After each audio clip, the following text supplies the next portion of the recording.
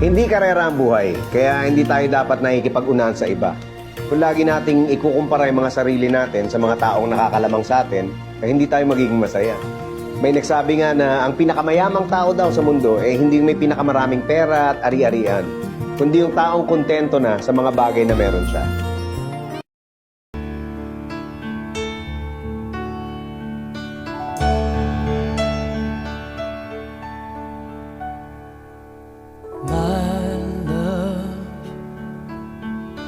There's only you in my life, the only thing that's right.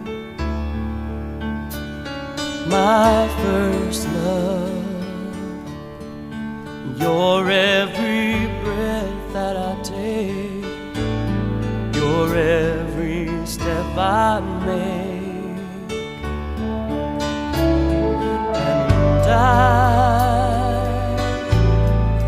I want to share all my love with you. No one else